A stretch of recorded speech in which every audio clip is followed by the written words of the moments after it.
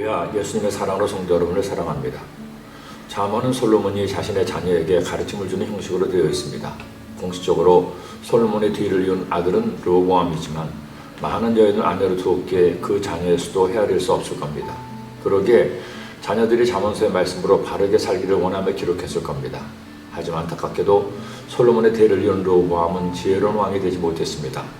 아버지 솔로몬과 할아버지 다윗은 위대한 왕으로 하나님께 칭찬받고 큰 업적도 남겼지만 르호보암은 잠언의 말씀과 반대되는 일만 했기에 결국 이스라엘 왕국은 둘로 분열되고 피처의 동족 상잔의 비극을 되풀이하다가 그들의 죄가 차서 나라가 멸망당한 겁니다.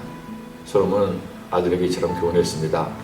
내 아들아, 만일 내 마음이 지혜로우면 나 곧 내 마음이 즐겁겠고 만일 내 입술이 정직을 말하면 내 속이 유쾌하리라. 내 마음으로 죄의 형통을 부러워하지 말고 항상 야훼를 경외하라. 그런데 아들은 이 말씀과 정반대로 행동했습니다.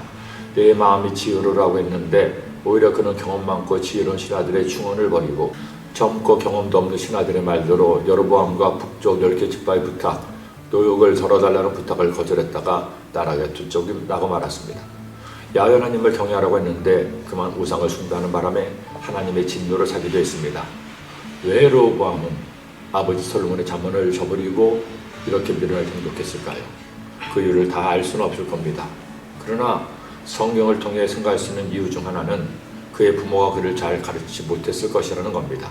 아버지 솔로몬은 누구보다도 지혜로운 왕이었지만 왕이었기에, 그것도 엄청난 업적을 남긴 왕이었기에 아들을 제대로 가르칠 시간이 없었습니다. 그런데 그렇다면 어머니가 르호보암을 잘 가르쳐야 하는데 안타깝게도 그렇지 못했습니다.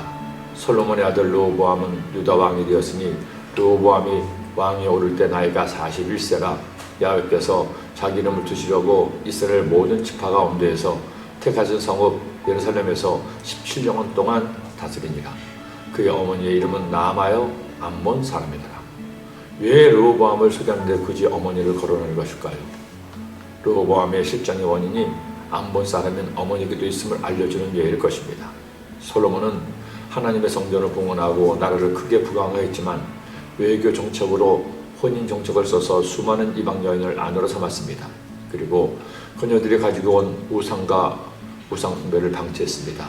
그러니 아들이 제대로 하나님을 경외하는 법을 배우지 못했죠. 오히려 우상 숭배를 배웠고 하나님을 떠난 겁니다. 그러기에 르호보암의 어머니를 거론한 후에 성경은 유다 나라의 죄악을 이처럼 열거했습니다.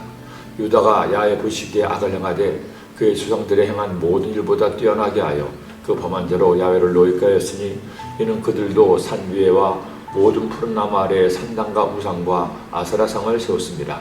그 땅에 또 남색하는 자가 있었고 야훼께서 이스라엘 자손 앞에서 쫓아내신 국민의 모든 가증한 일을 무리가 본받아 행하였도다. 백마디의 가르침보다 단 한 번의 삶의 모범이 자식을 바르게 합니다. 부모가 하나님을 경외하고 말씀대로 사는 것보다 더 나은 가르침은 없습니다. 그런 부모가 그런 어른이 되지 않겠습니까? 기도드립니다. 사랑의 예수님, 오늘 말씀 주셨으니 이 말씀 마음에 꼭 새겨서 말씀 따라 살아감으로 주님과 함께 지혜로운 사람 되게 하시고 그 지혜로운 삶이 자녀들에게 보범으로 이어질 수 있도록 인도하여 주옵소서. 예수님의 이름으로 기도드립니다.